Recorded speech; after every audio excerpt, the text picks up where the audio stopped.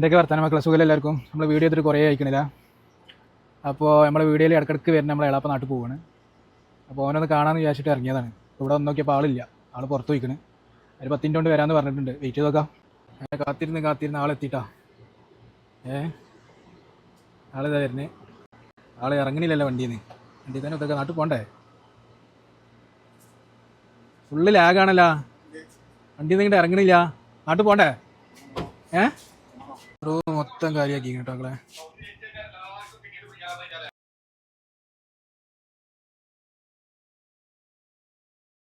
പോകുന്നില്ല. Bye bye good night. അപ്പൊ ഇനി 2 മാസം കഴിഞ്ഞിട്ട് കാണാല്ലേ? പോയോക്കട്ടെ, ചോദിച്ചു പോട്ടെ. മുഖം കാണിച്ചാതെ പോണേ. വേഗം പോയിട്ട് വാട്ടാ, എന്നിട്ടാണ് ഞങ്ങൾക്കൊന്ന് പോവാന്. ആയിക്കോട്ടെ, ഓക്കെ.